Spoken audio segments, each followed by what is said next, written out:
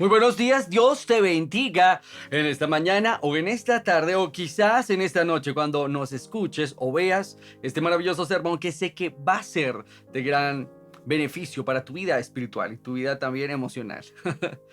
¿Qué te parece si oramos el día de hoy para que sea el Espíritu Santo viniendo sobre nosotros? Que sea el Señor con poder de lo alto tocando tu vida, tocando tu cuerpo, tocando todo tu ser en el nombre de Jesús. Así que vamos a orar en esta hora. Amado Padre Celestial, yo te doy muchísimas gracias en el nombre del Señor Jesucristo por este día, Señor. Espíritu Santo, en el nombre de Jesús, yo te pido que seas ministrando a mis hermanos y hermanas a partir de este momento. Que tu unción sea viniendo poderosamente sobre cada uno de ellos y de ellas, Señor. Gracias, Jesús, te amamos, Dios glorioso. Gracias, Señor. Amén y amén. Mi querido y mi querida hermana, en esta hora quiero hablarle de un tema titulado No culpe a Dios. No sé si alguien de alguna manera ha culpado al Señor, así que si es usted esa persona, bueno, hoy es el día para escuchar este sermón. Y si no, bueno, también para prevenirle de que no lo haga, porque no tiene sentido culpar al Señor. Quiero que usted entienda lo siguiente. Tal vez de pronto alguna persona que me ve, me escucha, en este momento ha estado pasando por algún tipo de prueba, tal vez algún tipo de conflicto, una tribulación, algún tipo de problema económico o problema familiar o problema emocional o también problema espiritual donde usted siente que Dios parece como si lo hubiese dejado a su propia suerte, como si el Señor ya no quisiera responderle sus oraciones, como que usted ora y siente que los cielos están de bronce. Bueno, el día de hoy voy a hablarle acerca de una persona que pasó por este proceso. Un proceso completamente difícil, tedioso, que alguien hubiese dicho, Dios mío, yo no quiero pasar por eso. Yo tampoco, honestamente, quiero pasar por eso, pero pasó para probar algo. Primero, que Dios es fiel. Así que si usted la está pasando mal, quiero que usted entienda lo siguiente. Dios es fiel y lo va a sacar adelante tal cual sacó a este personaje. El día de hoy quiero hablar de una persona que fue un hombre ilustre en su época, que literalmente hubiese podido salir en la revista Forbes como el hombre más rico de su generación. No solo eso, no obstante, también hubiese podido salir en las revistas cristianas de mayor prestigio a causa de que también profesaba su fe en Jesucristo. Este hombre gozaba de una esposa feliz, una familia numerosa, una industria ganadera próspera, tierras e industrias agrícolas por doquier. Este hombre tenía dinero, mejor dicho. Este hombre era el personaje de su generación. Y para eso quiero que vaya conmigo, por favor, a Job. Job, capítulo 1. Versículo 1. Así que todo el mundo se sitúa allí conmigo en la Biblia. Job, capítulo 1, versículo 1. Y dice así: había un hombre llamado Job que vivía en la tierra de Uz. Era un hombre intachable, en absoluta integridad, que tenía temor de Dios y se mantenía apartado del mal. Mira a este hombre. Job era su nombre. Nunca se te vaya a olvidar esto. Job, este hombre de Dios. La Biblia dice, tenía 7 hijos y 3 hijas. Poseía 7,000 ovejas, 3,000 camellos, 500 yuntas de bueyes y 500 burras. También tenía muchos sirvientes. En realidad, era la persona más rica de toda aquella región, O sea, este hombre nadie lo superaba en cuanto a su dinero. Es más, este hombre Job, en su época era tan respetado que, sin lugar a dudas, sus enemigos que muy seguramente no lo querían, tal vez lo odiaban, tal vez lo menospreciaban, no se atrevían a levantarse contra él.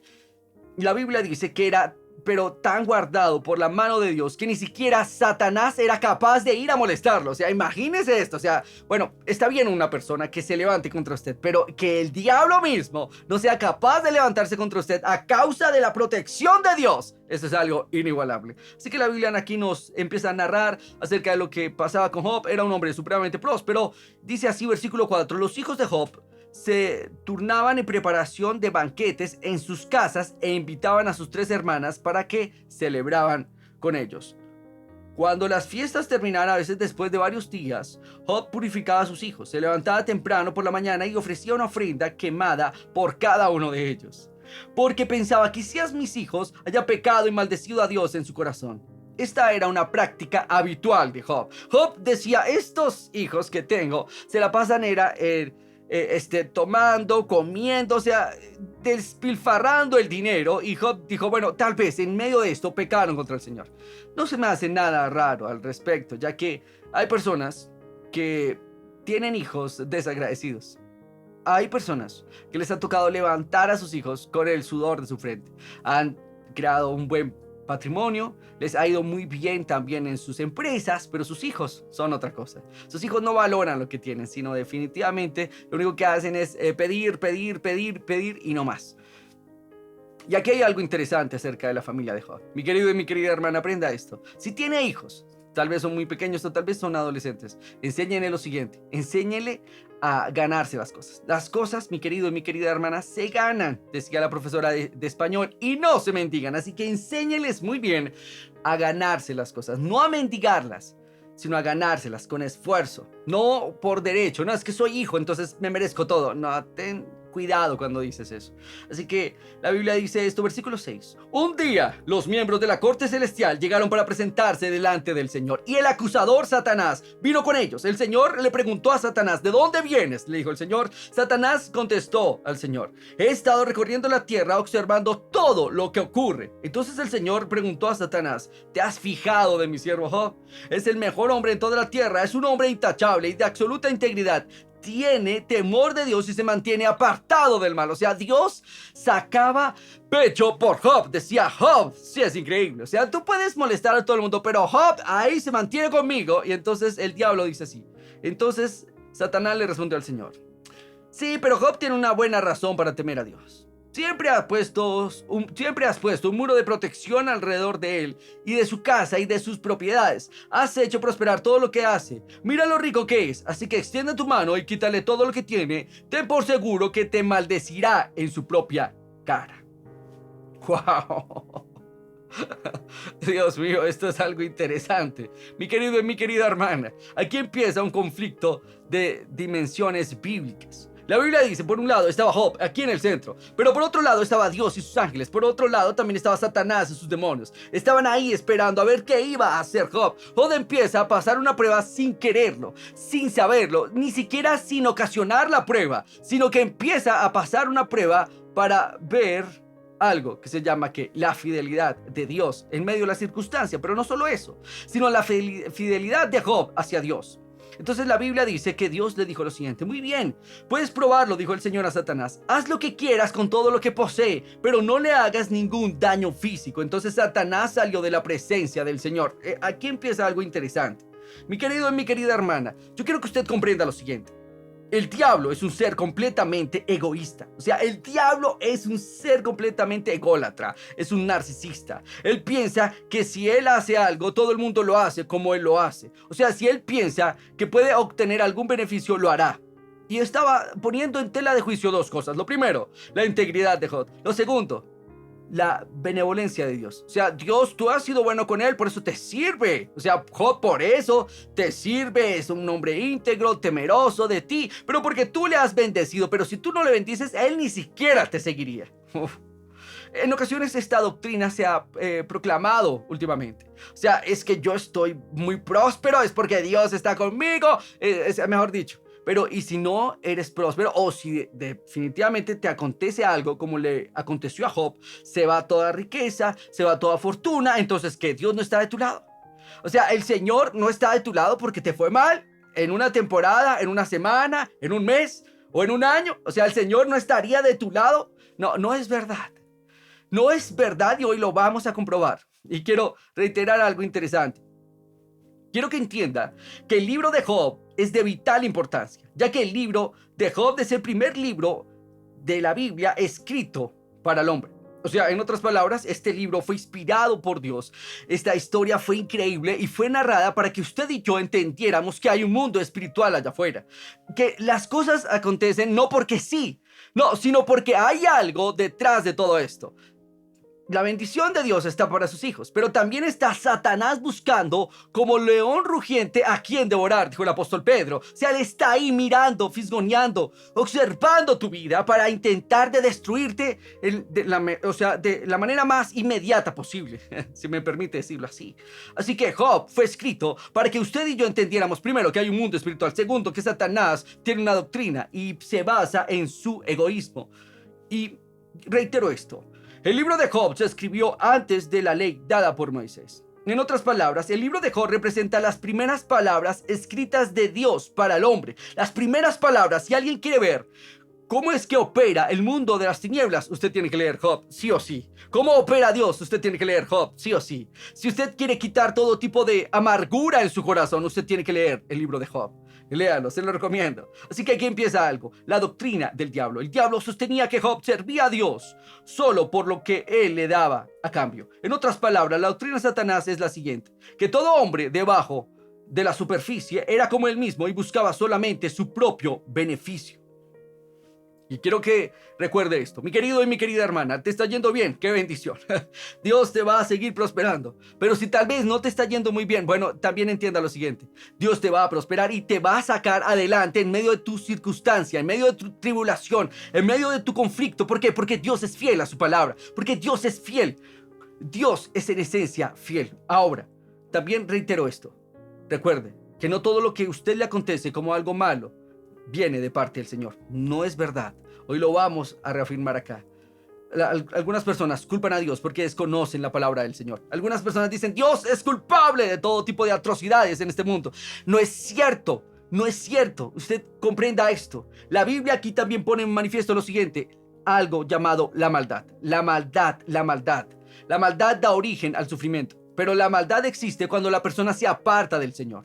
Satanás es un ser malévolo. La Biblia dice que él es el padre de la mentira. Si hay alguien que tiene una pregunta como ¿y de dónde surgió la maldad? De aquí, de Satanás. Satanás es un padre de mentiras y él mismo es un engañador. Él mismo quería hacerse pasar por Dios, pero no podía hacerlo porque él no es Dios. O sea, él es solo una creación, no es más. Así que el padre de la mentira es el diablo. El origen de la maldad es todas aquellas personas.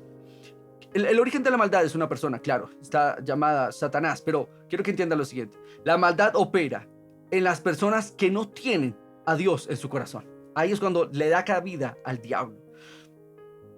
La Biblia por eso dice, no deis lugar al diablo. Ahora, quiero leer lo siguiente. Dice así, versículo 12 de Job, capítulo 1, versículo 12. Dice así, muy bien, puedes probarlo, dijo el Señor a Satanás. Haz lo que quieras con todo lo que posee, pero no le hagas ningún daño físico. Entonces Satanás salió de la presencia del Señor.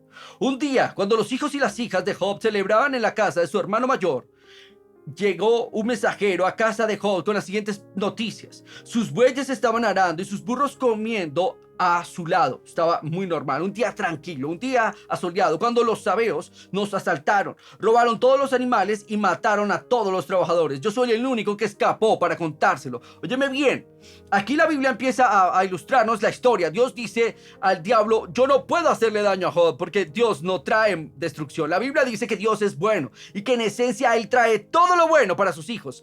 Entonces le permitió al diablo tocar a Job. ¿Y qué hizo el diablo? Utilizó algo llamado la instrumentalidad. Sí, así es, mi querido y mi querida hermana.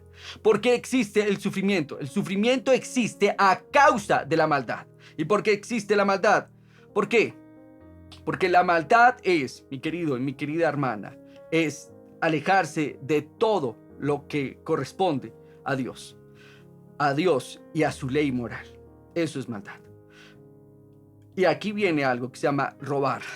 Satanás utiliza a los seres humanos, al igual que Dios utiliza a los seres humanos para bendecir. Satanás utiliza a los seres humanos para maldecir. Aquí vemos esto. Satanás utiliza los sabeos para robar a Job, pero aún más, sigue la noticia, dice así, versículo 16. Mientras este mensajero todavía hablaba, llegó otra noticia. Dice así, cayó del cielo fuego de Dios y calcinó a las ovejas y a los pastores, y yo soy el único que escapó para contárselo. ¡Wow! Óyeme bien, mira esto. O sea, Dios le dijo a Satanás, haz lo que quieras, y el diablo utilizó fuego para destruir a las ovejas. No fue Dios el que envió el fuego del cielo, solo que estas personas pensaron que había sido Dios. Para ellos era, si venía algo bueno, era Dios, si venía algo malo, era Dios. Pero no es así. Desconocían la obra de las tinieblas, la obra satánica. Es algo por lo cual usted debe escuchar este sermón y debe leer la Biblia para no desconocer las obras del diablo. La Biblia dice también lo siguiente: no desconozcan ustedes las obras del enemigo. Entonces dice así: mientras este mensajero todavía hablaba, llegó un tercero con esta noticia. 3 bandas de saqueadores caldeos robaron sus camellos y mataron a los sirvientes. Yo soy el único que escapó para contárselo. ¡Wow! Tremendo. O sea, en un solo día el hombre perdió todo su ganado, perdió sus pastores, fueron calcinadas sus ovejas. O sea, Dios glorioso. Esto es un lugar de atrocidades, un momento de barbarie. Dice así. Entonces él sigue hablando y de repente llegaron más noticias. Versículo 18. No había terminado de hablar el tercer mensajero cuando llegó otro con esta noticia. Sus hijos e hijas estaban festejando en casa de su hermano mayor. Y de pronto un fuerte viento del desierto llegó y azotó la casa por los cuatro costados. Imagínate esto. Con toda por los cuatro costados. No solo fue un costado, sino todos los costados. ¿Qué obra de Dios fue esta? No fue Dios. Fue Satanás. ¿Qué obra satánica fue esta? Comprenda esto. Todo lo que acontece en la naturaleza no tiene que ver con Dios. Todo lo que acontece en la naturaleza o en su vida no tiene que ver con Dios. Muchas cosas tendrán que ver con la obra de las tinieblas. Por eso usted tiene que estar atento a esto, porque aquí pone en manifiesto la obra de las tinieblas. Así que no culpes a Dios cuando te esté yendo mal, porque no es culpa de Dios. No es culpa de Dios, es culpa de las obras de las tinieblas. En algunos casos, algunos hombres también serán usados como instrumento de las tinieblas, instrumentos diabólicos. Aquí la Biblia lo dice. Caldeos, sabeos, los saduceos estuvieron allí matando, robando. Los caldeos igual. Así que aquí está esto. De repente un fuerte viento llegó y golpeó la casa a los cuatro costados. La casa se vino abajo y todos ellos murieron. Yo soy el único que escapó para contárselo. O sea, wow, Dios glorioso, increíble esto. Increíble, dice así, versículo 20. Job se levantó y rasgó su vestido en señal de dolor. Después se rasuró la cabeza y se postró en el suelo para adorar y dijo: desnudo salí del vientre de mi madre y desnudo estaré cuando me vaya. El Señor me dio lo que tenía y el Señor me ha quitado. Alabado sea el nombre del Señor. Ahora, mira esto, versículo 22. A pesar de todo, Job no pecó porque no culpó a Dios. Entendemos que Job estaba completamente en ignorancia. Job no había leído el libro de Job. Él no sabía lo que iba a venir. O sea, Job no tenía ni idea de este tipo de atrocidades que le iban a pasar en un solo día. O sea, Satanás se ensañó en destruir a este hombre. ¿Había hecho algo malo Job? No. No lo había hecho nada malo. Él no había pecado contra Dios. Solo que él no sabía que estaba entre dos mundos, el mundo de los cielos y el mundo de las tinieblas, y que Satanás había causado todo este tipo de desastre. No obstante, Dios tenía un propósito para esto, no solo para él, sino también para nosotros. Al estudiar este libro increíble, comprendemos varias cosas. Lo primero, el origen del mal. Lo segundo, que Dios literalmente no está orquestando la maldad desde la eternidad. Dios no está ahí enviando cosas malas, juicios malos de la eternidad. No, Dios no lo hará. Y número 3, comprendemos que hay algo llamado la instrumentalidad. Tanto Dios como Satanás la utilizan. Es importante que usted comprenda a qué tipo de instrumentalidad me refiero. O sea, Dios usa ángeles y también usa seres humanos. Satanás usa ángeles caídos y también usa seres humanos para hacer sus obras aquí en la tierra. Ahora, quiero que comprenda esto. Quiero que entienda lo siguiente. Fue Dios quien le dio a Satanás todo su poder y autoridad y belleza. Ahora, Satanás anteriormente se llamaba Lucifer. O sea, este personaje, un arcángel de Dios llamado Lucifer, Dios le dio todos estos tipos de dones, su sabiduría, su belleza, su autoridad. Todos estos dones provenían de Dios. No obstante, su actitud equívoca convirtieron estos dones en instrumentos de su propia destrucción. Dios se lo dio para bendecirlos, pero este hombre se volvió arrogante y esto lo destruyó. ¿Por qué reitero esto? Mi querido y mi querida hermana, comprenda lo siguiente. Satanás es un ser completamente egoísta.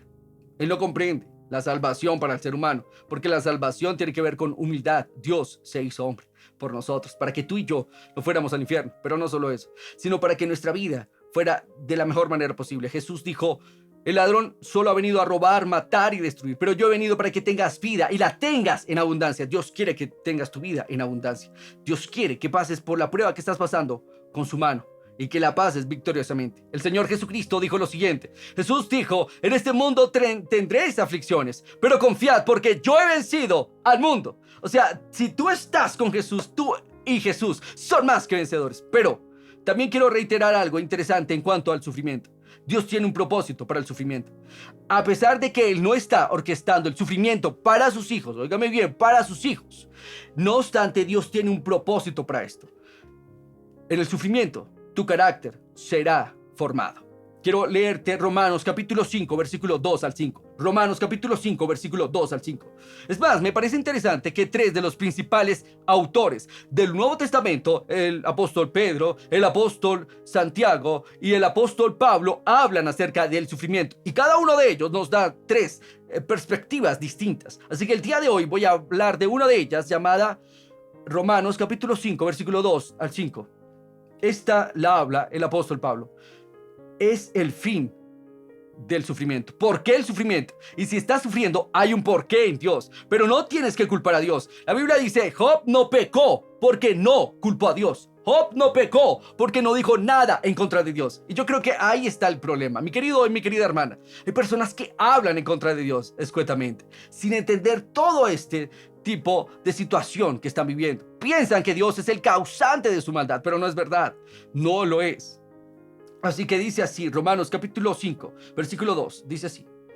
Porque también tenemos entrada por la fe a esta gracia en la cual estamos firmes y nos gloriamos en la esperanza de la gloria de Dios. Es muy fácil de entender, un día de estos vamos a compartir la eternidad con Dios, amén, con Cristo y con todos sus ángeles, amén. Es fácil expresar extrema alegría en la esperanza de la vida eterna. Nuestra mente tiene que estar enfocada ¿en qué? En la vida eterna. La estamos pasando mal. Sí, yo sé, Señor, que esta tribulación va a ser breve, va a ser leve, no va a ser para siempre. Óigame bien, porque hay una palabra para alguien en esta obra. La tribulación que estás pasando va a ser leve, va a ser temporal, no es para siempre.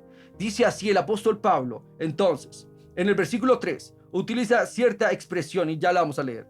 Dice, y no solo esto, sino también nos gloriamos en las tribulaciones, sabiendo que la tribulación produce paciencia. La tribulación produce paciencia. La paciencia tiene que ver con la perseverancia. ¿Ha estado usted atribulado? Bueno, la Biblia dice que usted tiene que alegrarse, porque cuando usted está atribulado y busca a Dios, Dios le forma algo llamado perseverancia, paciencia. ¿Ha visto usted una persona impaciente? Dios mío, yo sí he visto muchas de ellas. No se les puede dejar quietas ningún momento porque ya están como impacientándose. Bueno, la Biblia habla acerca de la paciencia y también lo dice, porque por fe y paciencia heredamos las promesas de Dios. Hebreos capítulo 6, versículo 12. Por fe y paciencia, ¿Dios te ha dicho algo? El Señor te ha dado su palabra, entonces confía en Él, aférrate a la palabra de Dios y ten paciencia, porque Dios obrará en tu vida como obró con Job. Entonces, sigue hablando la Biblia.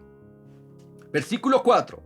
Y la paciencia prueba y la prueba esperanza. Versículo 5. Y la esperanza no avergüenza, porque el amor de Dios ha sido derramado en nuestros corazones por el Espíritu Santo que se nos fue dado. Óigame bien, el fin de la tribulación para el creyente es que el amor de Dios se manifieste en nuestras vidas y corazones. Este es el fin de la tribulación y esto es algo maravilloso. Porque en ocasiones no tendemos a tener mucha empatía. No tenemos mucha empatía con otras personas.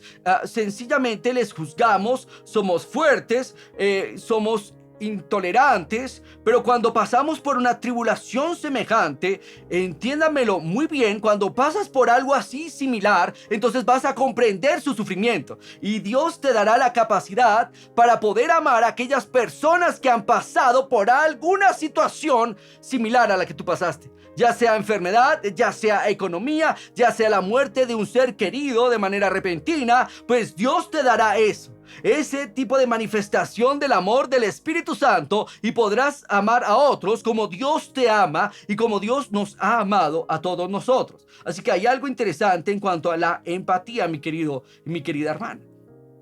Esto es algo interesante.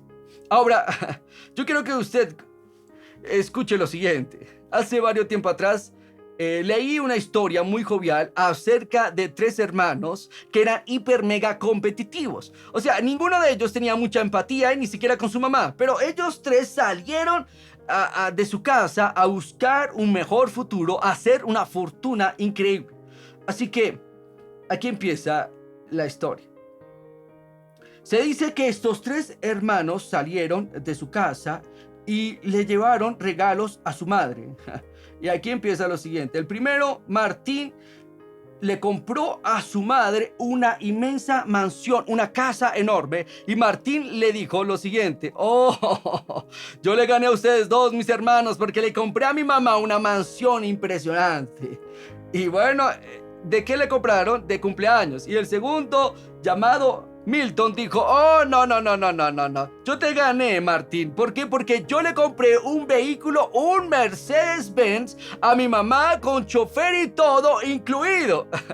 Y el tercero dijo: ay, no, yo sí que les gané a ustedes, mis queridos hermanos.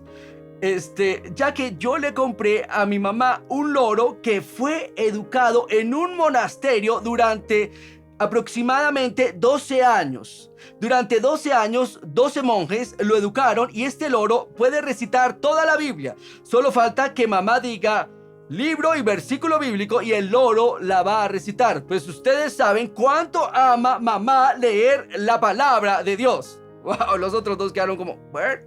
Así que, pasando el tiempo, llegaron las cartas de agradecimiento de su madre a sus hijos. Empezó con el primero: querido Martín, muchas gracias por la casa, pero es muy grande y yo ya estoy muy anciana para limpiarla toda. ¡Wow!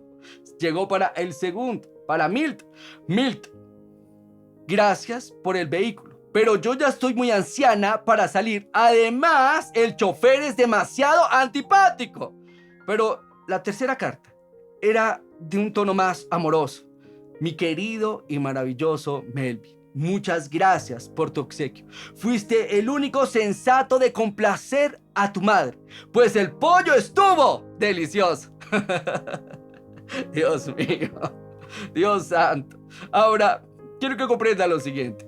¿Qué pasa cuando no hacemos algo, el simple acto de preguntar? Quiero que el día de hoy, mi querido y mi querida hermana, se pregunte: ¿cuál es la raíz de mi tribulación? ¿Qué es lo que pasa? Tal vez una mala decisión. Tal vez no hay ningún tipo de fin. Y usted piensa que ha hecho todo bien, pero se le vino lo malo, se le vino la temporada mala. Bueno, entonces tendrá que revisar su comunión con Dios. ¿Qué tal está su comunión con el Señor? ¿Ha hablado últimamente con Dios Todopoderoso? Así que comprenda esto. Mi querido y mi querida hermana, ¿la está pasando mal? No se preocupe, usted va a salir adelante. ¿Por qué? No porque yo se lo digo, sino porque la palabra lo dice. La Biblia dice esto y quiero terminar con mi historia personal. Hace varios tiempo atrás, ya han pasado años al respecto.